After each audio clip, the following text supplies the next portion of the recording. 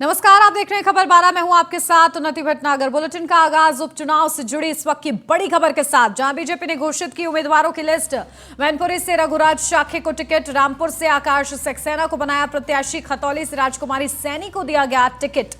तो देखिए, ये बड़ी अपडेट आपको बता दें। इंतजार किया जा रहा था कि बीजेपी अपने प्रत्याशियों के नाम सामने रखे, और देखिए प्रत्याशियों के नाम आपको बता रहे हैं। जहां मैनपुरी से रघुराज शाक्य को मैदान में उतारा गया है, तो वहीं रामपुर से आकाश सक्सेना को टिकट दिया गया है, खतौली से राजकुमारी सैनी को टिकट दिया गया है। ये बड़ी जानकारी निकलकर सामने आ रही है। तो मैनपुरी से रघुराज शाक्य अब मैदान में रहेंगे, जो कि डिंपल यादव को टक्कर देते नजर आएंगे। और मैनपुरी की लोकसभा सीट पर किस तरीके से कब्जा भारतीय जनता पार्टी कर पाती है, रघुराज शाखे पर दाव के साथ ही ये देखना होगा। तो वहीं रामपुर से देखिए आकाश सक्सेना, जो कि लंबी लड़ाई लड़ते आए समाजवादी पार्टी, क्योंकि खास दबदबा समाजवादी पार्टी का रहा, ऐसे में आकाश सक्सेना बड़ी अहम भूमिका उन्होंने निभाई, इसलिए उनको ही दावेदार बनाया गया है। खतौली से राजकुमारी सैनी को टिकट दिया गया है। अब वो किस तरीके से विरासत को आगे ले जाती है विक्रम सैनी की, ये देखने वाली बात होगी। तो महत्वपूर्ण ये पूरा उपचुनाव तीनों ही सीटों पर बना हुआ है, दिलचस्प बना हुआ है। और उम्मीदवारों की लिस्ट का देखिए इंतजार किया जा रहा था, वो लिस्ट सामने आ गई है। अब बम्पर तैयारी के साथ बीजेपी और समाजवादी पार्टी के बीच सीधी टक्कर देखने को मिलेगी। तो मुद्दे बड़े हैं, साथ ही साथ उपचुनाव भी बेहद ही ज्यादा अहम है, समीकरण अहम है। और देखिए कहीं ना कहीं भारतीय जनता पार्टी की अगर इस लिस्ट पे हम गौर करें, तो रघुराज शाक्य किस तरीके से पूरे शाक्य समाज को कहीं ना कहीं बीजेपी ने जाति, क्योंकि समीकरण बहुत ही ज्यादा महत्वपूर्ण होता है उपचुनाव में। ऐसे में भारतीय जनता पार्टी की तरफ से रघुराज शाक्य को मैदान में उतारा गया है डिंपल यादव के खिलाफ। तो शाक्य समाज को साधते हुए, साथ ही साथ ब्राह्मण समाज को साधते हुए, दलित समाज को साधते हुए, जो पूरे वोटिंग परसेंटेज है अलग अलग जातिगत, उसको साधते हुए कहीं ना कहीं रघुराज शाक्य पर केंद्रीय नेतृत्व की तरफ से भी अंतिम मोहर लग गई है। हालांकि जब कोर कमेटी की बैठक हो रही थी, तभी ये नाम देखिए लगातार हलचल में थे। संभावना बनी हुई थी कि इन्हीं नामों में से किसी एक नाम पर मोहर लगेगी, और देखिए वही नतीजे सामने आए हैं। केंद्रीय नेतृत्व ने भी भरोसा जताया है रघुराज शाक्य पर, जो कि मैनपुरी से चुनाव लड़ेंगे भारतीय जनता पार्टी की तरफ से। तो वहीं रामपुर में आकाश सक्सेना को टिकट दिया गया है, और साथ ही साथ अगर खतौली की बात की जाए तो राजकुमारी सैनी को टिकट दिया है भारतीय जनता पार्टी ने। तो अब ये मुकाबला अब सीधे सीधे है, Samajwadi party versus Bharatiya Janata party. और ऐसे में देखिए समाजवादी पार्टी अपनी पारिवारिक एकता को किस तरीके से बरकरार रखती है, ये सबसे बड़ी चुनौती कहीं ना कहीं समाजवादी पार्टी के लिए है, क्योंकि नेताजी के जाने के बाद ये सीट खाली हुई, और ऐसे में नेताजी को ही समर्पित ये चुनाव किया जा रहा है उपचुनाव। अब इस उपचुनाव में किस तरीके से नेताजी की जो विरासत है उसको आगे बढ़ा पाती है समाजवादी पार्टी, ये देखना होगा। और मुलायम सिंह यादव की पुत्र वधू यानी कि डिंपल यादव मैदान में है, तो वो अपने किस तरीके से पूरे समाजवादी पार्टी के जो संरक्षक रहे मुलायम सिंह यादव, उनके संकल्प को, उनकी नीतियों को आगे बढ़ाती है, ये देखना होगा। चलिए, हमारे संवाददाता सचिन जौहरी और फहीम खान हमारे साथ जुड़ गए हैं रामपुर और मुजफ्फरनगर से। सबसे पहले रुख कर लेंगे फहीम का। फहीम, देखिए लगातार संभावनाएं थी कि आखिर किसको मैदान में उतारा जाए। आकाश सक्सेना लंबी लड़ाई उन्होंने लड़ी है कहीं ना कहीं भारतीय जनता पार्टी की तरफ से, और वो बहुत महत्वपूर्ण नाम है, जिसकी वजह से बार बार आजम खां कटघरे में खड़े होते रहे, जेल काट के आए, जेल की सजा काट के आए। उसके पीछे भी आजम खां के जेल जाने के पीछे भी कहीं ना कहीं आकाश सक्सेना की वो याचिका थी। तो ऐसे में आकाश सक्सेना पर ही भारतीय जनता पार्टी ने विश्वास जताया है। इसको लेकर कितनी दावेदारी जो है, कितना टक्कर, और ये मुकाबला जो है और ज्यादा दिलचस्प किया है भारतीय जनता पार्टी ने। जी बिल्कुल, देखिए मैं आपको बता दूं कि इस वक्त जो है आकाश सक्सेना का टिकट का ऐलान जिस तरह से किया गया है, ये दूसरी बात है। इससे पहले विधानसभा चुनाव में भी आकाश कुमार सक्सेना के नाम पे मोहर लगी थी और उन्होंने आसपास से चुनाव लड़ा था। ये अलग बात है कि 50,000 से कहीं ज्यादा वोटों से आकाश कुमार सक्सेना हार गए थे, लेकिन इस बार फिर दोबारा से भारतीय जनता पार्टी ने आकाश सक्सेना पर ही विश्वास जताया है और उनको दरकिनार किया है, जो इससे पहले उपचुनाव लड़े थे और 7,000 वोटों से हारे थे। विश्वास तो किया है आजम खां के धुर विरोधी आकाश सक्सेना के ऊपर। आकाश सक्सेना वो नाम है जिसने आजम खां को सलाखों तक पहुंचाया। आजम खां के जितने भी मुकदमे हैं, चाहे वो जन्म प्रमाण पत्र वाला मामला हो या पैन कार्ड वाला मामला हो, पासपोर्ट वाला मामला हो, और भी जो मुकदमे हैं, उसमें कहीं ज्यादा सबसे ज्यादा भूमिका अगर किसी ने अदा की है तो वो आकाश सक्सेना ने की है। आकाश सक्सेना का संघर्ष का बहुत लंबा इतिहास है, बहुत लंबा उनका संघर्ष भी है और शायद यही वजह है कि भारतीय जनता पार्टी ने जो इनाम दिया है आकाश कुमार सक्सेना को, शायद वो यही दिया है क्योंकि उनका जो कद है, आज वो जिले में किसी से छुपा नहीं है और वो बहुत बड़े कद के नेता बन के उभरे हैं आजम खान से लड़ने के बाद। तो यहाँ जो मुकाबला है आजम खान वर्सेस आकाश कुमार सक्सेना है, तो यहाँ किसके सिर सेहरा सजेगा ये देखना तो थोड़ा दिलचस्प होगा, क्योंकि आज फिर शाम को 6 बजे आजम खान ने अपनी आवास पर जो दारुल आवाम उनका दफ्तर है वहां पर एक बैठक आहूत की है, जिसके अंदर अब्दुल्ला आजम से लेकर और भी कार्यकर्ता और नेता उनके शामिल होंगे और पार्टी के टिकट का ऐलान करेंगे कि यहाँ रामपुर से उपचुनाव में उनका प्रत्याशी कौन होगा। लेकिन दोनों तरफ से टक्कर भरी हुई होगी, घमासान बड़ा तगड़ा होगा और ये मुकाबला बड़ा दिलचस्प और देखने लायक होगा, क्योंकि आजम खान और इधर आकाश कुमार सक्सेना, इन दोनों के अंदर जो है कांटे की टक्कर देखने को मिलेगी, क्योंकि दोनों ही एक दूसरे के धुर विरोधी हैं, एक दूसरे के दुश्मन है, राजनीतिक दुश्मन है। तो जिस तरह से अगर आप देखेंगी तो आकाश कुमार सक्सेना का नाम पेश करने के बाद भारतीय जनता पार्टी ने बाजी जो है वो चल दी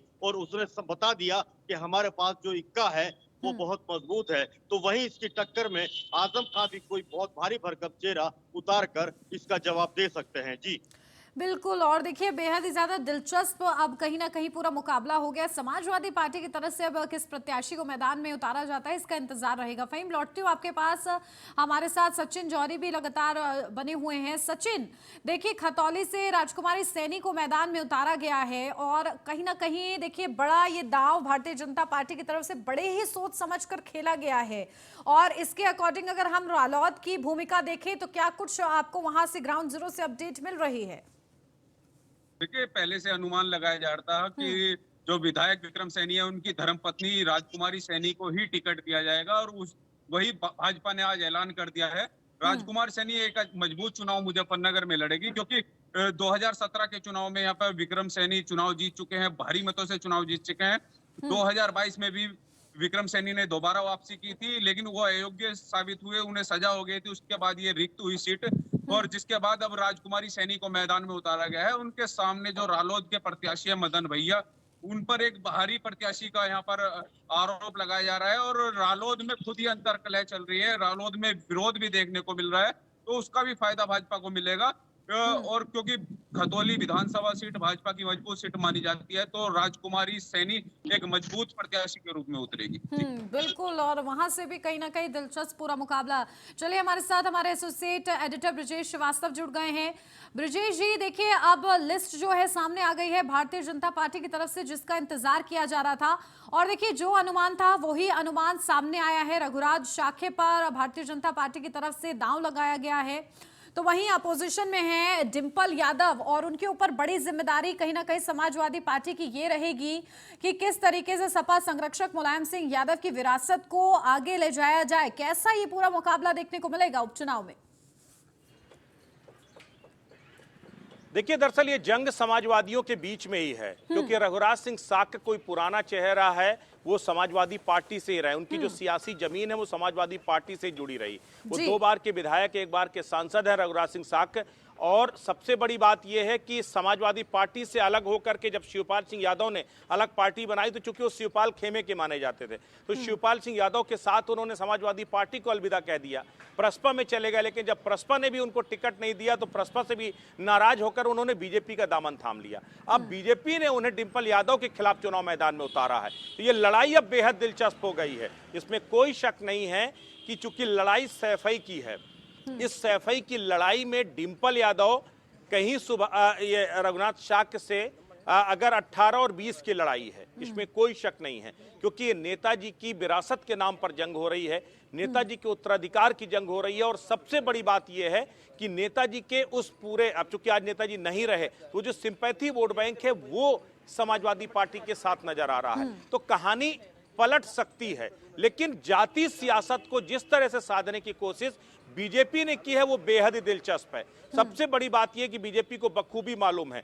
पहले तमाम नाम चर्चाओं में आए, हरिओम यादव का नाम सामने आया, अपर्णा यादव का नाम सामने आया, इसके साथ ही अन्य कई प्रत्याशियों के नाम सामने आए, लेकिन बीजेपी ने दांव लगाया रघुराज साक पर। जो है रघुराज सिंह साक का पीछे वजह ये सिर्फ ये है कि वो उन्हें समाजवादी दांव पेच बखूबी मालूम है। वो जानते हैं कि समाजवादी का ताकत क्या है, समाजवादी की कमजोरी क्या है। और सबसे बड़ी बात ये, वो इसी विधानसभा क्षेत्र में, जसवंत नगर विधानसभा क्षेत्र में ही उनका अपना गांव है। वो इटावा से राजनीति करते रहे और अब मैनपुरी में उनको जो है बीजेपी ने वो बागडोर दी है। वो कितना बड़ा फैक्टर काम करेगा ये देखने वाली बात हो, क्योंकि अगर जाति सियासत के हिसाब से समझिए तो लगभग 4.5 लाख यादव वोट बैंक अकेले इस मैनपुरी में है, जिसमें 3 लाख के आसपास शाक्य वोट बैंक है। तो ऐसे में एक बड़ा वोट बैंक है शाक्य बिरादरी का। अखिलेश यादव ने इसीलिए बड़ा दांव खेला कि डिंपल यादव के नाम के ऐलान से ठीक पहले उन्होंने आलोक शाक्य को समाजवादी पार्टी का जिलाध्यक्ष बना दिया। इसके पीछे की रणनीति उन्हें मालूम था कि चूंकि यादव प्रत्याशी यहां से आया, ऐसे में शाक्य बीजेपी उतारेगी जो है, तो उसका फायदा न मिलने पाए बीजेपी के, इसलिए उन्होंने शाक्य जिलाध्यक्ष को उतारा है। तो अब ये लड़ाई जातीय तिलिस्म से ज्यादा मुलायम सिंह यादव की विरासत को लेकर है। शिवपाल यादव इसमें डिसाइडिंग फैक्टर होने वाले हैं। शिवपाल यादव का अभी तक की चुप्पी बहुत कुछ सवाल खड़े करती है और अभी भी इस वक्त भी अखिलेश यादव समाजवादी पार्टी के तमाम नेताओं के साथ सैफई में ही बैठक कर रहे हैं। तमाम उस पर रणनीति पर चर्चा हो रही है और अब चूंकि ये बैठक अब और लंबी चलेगी।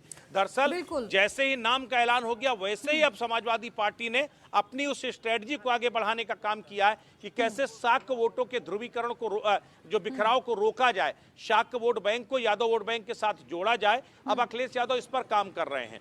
अभी जो जानकारी आ रही है कि अखिलेश यादव ने शिवपाल यादव से भी टेलीफोन पर लंबी बातचीत की है, उन्हें भी कन्विंस करने की कोशिश की है, क्योंकि अखिलेश यादव को बखूबी मालूम है कि शिवपाल यादव की एब्सेंस के मायने क्या है।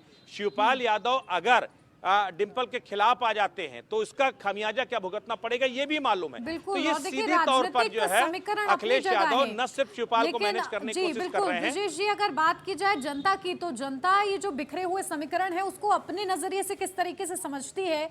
और आपके पीछे देखिए कुछ लोग भी मौजूद हैं, अगर उनसे बात करिए आप कि क्या वो किस तरीके से इस उपचुनाव के समीकरणों को समझते हैं?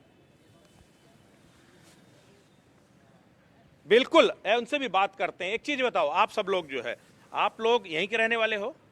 नहीं, यहाँ से नहीं, ताका से। मतलब मैनपुरी लोकसभा से हो? मैनपुरी लोकसभा का अब बड़ा इंटरेस्टिंग हो गई फाइट। एक तरफ रघुराज सिंह साक, दूसरी तरफ डिंपल यादव। कौन किस पर भारी पड़ेगा? डिंपल भाभी भारी पड़ेंगे रघुराज सिंह साक पे। अच्छा, शिवपाल यादव फैक्टर कोई काम करेगा क्या? करेगा। शिवपाल जी नाराज हैं? नहीं है। नहीं है? नहीं है, अब तो साथ में ही है। अच्छा, लेकिन कल तो साथ नजर नहीं आए नामांकन में। नहीं, तो ऐसा है, कोई काम से बाहर भी जा सकते हैं, कोई जरूरी थोड़ी कि साथ में। परिवार का कोई सदस्य साथ नहीं था। क्या लास्ट टाइम पे अखिलेश जी मना लेंगे शिवपाल जी को? नहीं, अखिलेश जी मना लेंगे और शिवपाल चाचा साथ में ही है। साथ में। अगर शिवपाल साथ में नहीं रहते हैं तो क्या डिंपल यादव को कोई नुकसान उठाना पड़ेगा? क्या लगता है? नहीं है? आप लोग को क्या लगता है? आप लोग जरा पीछे वालों से, क्या नाम है आपका? कुंतेश यादव। यादव जी, क्या है इस बार शाक्य या यादव जी? डिंपल यादव जीतेंगे इस बार मैनपुरी से। अच्छा, शिवपाल यादव जी का कोई फैक्टर काम करेगा क्या? बिल्कुल, शिवपाल जी साथ में है, साथ में रहेंगे। अभी तो नाराज लग रहे हैं। नाराज नहीं है, फोन पर वार्ता हुई कल, बातचीत हो गई? बिल्कुल बिल्कुल मान गए? हाँ, मान गए, साथ में है। डिंपल यादव जी को सपोर्ट करेंगे शिवपाल अच्छा जी। दद्दू, आप आओ, इधर आओ, इधर आओ, इधर आओ। क्या नाम है आपका? सरदेव सिंह यादव। अच्छा, एक चीज ये बताओ, सैफई में नेताजी का नाम तो है, था और हमेशा रहेगा। नेताजी के नाम पर जो लड़ाई है, शिवपाल यादव कह रहे हैं कि मैं हूं असली समाजवादी, अखिलेश यादव कह रहे हैं मैं हूं असली समाजवादी। कौन है? अखिलेश यादव। अखिलेश यादव। वजह? वो प्रसभा के हो गए, वो तो प्रसभा के हो गए शिवपाल जी। तो मुलायम सिंह के उत्तराधिकार में उनका अधिकार नहीं है? अरे बाप का उत्तराधिकारी लड़का होता है भाई। लेकिन पार्टी में क्या कुछ शिवपाल यादव ने कुछ किया है कि नहीं किया? किया है, किया क्यों नहीं? तो इस बार के चुनाव में शिवपाल यादव फैक्टर कुछ काम करेगा क्या? शिवपाल यादव की को मना लेंगे अखिलेश यादव? वो तो मना लेंगे और मने ही हुए। अच्छा, अब आप लोग बताओ, आप लोग जो है क्या लगता है चुनाव में क्या कुछ गणित रहने वाली है? भाभी 1 नंबर, चुनाव 1 नंबर और शाक्य जी 2 नंबर। 2 नंबर खाता। ये लड़ाई समाजवादी वर्सेस समाजवादी है क्या? अरे रघुराज सिंह साक भी समाजवादी। 10 और 20 की है ये लड़ाई। हाँ। भाभी जीतेगी अच्छे वोटों से, पक्का पक्का। रघुराज सिंह सकता है, साक जी की जमानत जब्त हो सकती है। जमानत जब्त हो जाएगी। हाँ, जमानत जब्त हो सकती है रघुराज साक्षी जी की भाभी के साथ। बात कही कि ये लड़ाई समाजवादी वर्सेस समाजवादी, ऐसा है जब वो थे समाजवादी तब थे, वो अब कोई समाजवादी नहीं है, वो बीजेपी के हैं, तो बीजेपी के हैं वो, और यहाँ पे उनका कोई फैक्टर नहीं चलेगा। और ये चीज़ उनको बखूबी पता है कि जब बीजेपी को पूरा उन्होंने मंथन किया, जब प्रत्याशी जब कोई नहीं मिला तो उनको बलि का बकरा बना दिया गया। अच्छा, रामपुर हार गए, आजमगढ़ हार गए, कन्नौज हार गए, फिरोजाबाद हार गए, जो समाजवादी पार्टी के गढ़ की सीटें थी वो समाजवादी हार गई। अब आखिरी सीट नहीं, आपके पास तो आपने देखा होगा, आपने पूरी तरीके से देखा होगा, सारे पत्रकार साथियों ने देखा होगा कि रामपुर में किस तरीके से वोटिंग हुई। वहाँ पे पुलिस के 4 जवानों को खड़ा करके वहाँ पे जो हमारे मोमडन इलाके थे वहाँ पे वोटिंग नहीं होने दी। जहाँ पे 1000 की पोलिंग थी वहाँ 1 वोट पड़ा, जहाँ पे 2000 की पोलिंग थी वहाँ 2। तो ऐसे कैसे जीत सकते हैं? ये तो बीजेपी अपनी मनमानी कर रही है। और इस बार अखिलेश जी सीरियस नजर आ रहे हैं, लगातार बैठ के कर रहे हैं, लगातार चीजों को मैनेज करने में। तो साख का सवाल बन गया है अखिलेश यादव जी? नहीं, साख का सवाल नहीं बन गया। बात यह है, ये नेताजी की विरासत है, तो हम सारे समाजवादी ये चाहते हैं कि नेताजी की विरासत को बखूबी आगे बढ़ाया जाए। विरासत की जंग में अगर शिवपाल कह रहे हैं कि मैं भी हकदार हूं, तो क्या वो गलत कह रहे हैं क्या? सही कह रहे हैं, सही कह रहे हैं। तो हक उनको मिलना चाहिए। क्यों नहीं मिलना चाहिए? मिलना चाहिए। तो किसके साथ, जो आप लोग किसके साथ हैं? शिवपाल जी के साथ, डिम्पल जी के साथ, अखिलेश जी के साथ? वो तो एक ही परिवार है ना, हम तो सब एक ही के साथ हैं। लेकिन अगर शिवपाल अलग राह अख्तियार करते हैं, क्योंकि जैसे वो लगातार साइलेंट नजर आ रहे हैं, उन्होंने कहा मैं असली समाजवादी हूँ, तो क्या ये फैक्टर कुछ काम करेगा, बीजेपी को फायदा पहुंचाएगा? नहीं पहुंचाएगा, नहीं पहुंचाएगा। तो शिवपाल जी मान जाएंगे क्या बात? क्यों नहीं मानेंगे? परिवार की नहीं मानेंगे तो किसकी मानेंगे? वो समाजवादी पार्टी से विधायक हैं, वो समाजवादी पार्टी से विधायक हैं जसवंत नगर से, तो वो क्यों अखिलेश जी तो मानते नहीं, किसी बैठक में नहीं बुलाते, कहीं नहीं बुलाते? नहीं, ऐसा नहीं है, उनको बराबर बुलाया जाता है और वो कभी किसी न किसी कारणवश व्यस्त रहते हैं, नहीं पहुंच पाते हैं। देखिए, ये दरअसल सैफई है। सैफई में आप समाजवाद के सिवा कुछ और ना सुनेंगे और ना समझेंगे। तो ये सैफई की जनता है, और सैफई जो जिस कहती तरीके है, से नेताजी का बेबाकी भरा अंदाज था, वही अंदाज वहां की जनता में भी नजर आ रहा है। और जिस तरीके से आपने प्रतिक्रिया लेने की शुरुआत ही की, तो उनकी तरफ से कहा गया कि भाभी जी जीतेंगी, तो कहीं ना कहीं लोग एक इमोशनल कनेक्ट भी समझ पा रहे हैं, और ये बीजेपी के लिए बड़ी चिंता बन सकता है। ब्रिजेश जी, जाहिर तौर पर देखिए, एक बात समझ के चलिए कि 26 साल वो जो तिलिस्म है वो बीजेपी नहीं तोड़ पाई है। 1996 के बाद ये मैनपुरी की लोकसभा सीट समाजवादी पार्टी के लिए अपराजय रही है, और इस बार तो वोट बैंक वैसे भी जो लड़ाई है वो सिंपैथी की लड़ाई है, वो सहानुभूति की लड़ाई है। वो मुलायम सिंह यादव के नाम पर अखिलेश यादव चुनाव मैदान पर है। कल अखिलेश यादव ने सीधे तौर पर नामांकन के बाद कहा कि आप लोग अगर नेताजी को सच्ची श्रद्धांजलि देना चाहते हैं तो इस बार इतिहास बना दीजिए, डिंपल को ऐतिहासिक मतों से चुनाव जिता दीजिए। तो सीधी सी बात, ये सिंपैथी बनाम स्ट्रेटजी की लड़ाई है।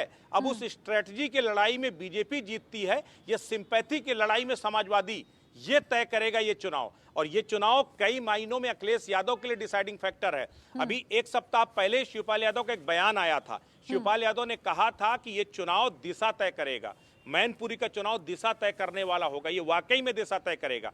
यहाँ प्रत्याशी भले डिंपल यादव हों, लेकिन ये अखिलेश यादव की साख का सवाल बन चुका है ये चुनाव। क्योंकि अगर ये चुनाव डिंपल भारी मतों से जीतती है तो 2024 के लिए न सिर्फ समाजवादी की दावेदारी मजबूत होगी, बल्कि अखिलेश यादव का नेतृत्व भी मजबूत होगा। क्योंकि वो पहला चुनाव है जो बगैर नेताजी के अखिलेश यादव चुनाव लड़ रहे हैं। पार्टी की कमान तो अखिलेश के पास पहले पहुंच गई थी, लेकिन तब नेताजी थे, नेताजी के नाम के साथ लोगों का जुड़ाव था। आज नेताजी नहीं है, तब वो अग्नि परीक्षा है अखिलेश यादव के लिए। इसीलिए सुबह से 3 घंटे हो चुका और लगातार अभी भी सैफई में अखिलेश यादव बैठक कर रहे हैं। तमाम जनपद के आसपास के तमाम समाजवादी पार्टी के बड़े नेता, विधायक, जनप्रतिनिधि सब बैठक में मौजूद हैं। एक एक समीकरणों पर बात हो रही है। अखिलेश यादव ने जो गलती रामपुर आजमगढ़ के चुनाव में की, वो गलती वो जो है मैनपुरी के उपचुनाव में दोहराना नहीं चाहते हैं। इसीलिए बेहद संजीदा नजर आ रहे हैं, वो बेहद सीरियस हैं, क्योंकि वो उन्हें मालूम है कि एक चूक का मतलब क्या है। ये भले ही उपचुनाव हो, 1.5 साल बाद फिर उपचुनाव, वो फिर चुनाव होगा, फिर नया प्रत्याशी आएगा, लेकिन ये जो उपचुनाव है बहुत कुछ तय करने वाला है, मुस्तकबिल तय करेगा अखिलेश यादव का। बिल्कुल, और कहीं ना इसीलिए कहीं इस चुनाव पर समाजवादी एड़ी चोटी पार्टी का के जोर लगा अध्यक्ष रहे हैं बेहद ही अखिलेश ज्यादा यादव। सतर्क ब्रजेश जी इस पूरे चुनाव के लिए, उपचुनाव के लिए नजर आ रहे हैं। लेकिन जिस तरीके से वहां की जनता का मिजाज की अगर मैं बात करूं, क्योंकि नेताजी ने कई बड़े काम किए हैं, मैनपुरी सैफई हम उसकी बात करते हैं तो वो गांव कहना उसको काफी ज्यादा मुश्किल होता है, क्योंकि वहां पर ऐसे ऐसे काम वहां पर नेताजी करके गए हैं। और यही वजह है जिसकी वजह से जनता कहीं ना कहीं मानती है मन ही मन की पारिवारिक एकता नहीं है, लेकिन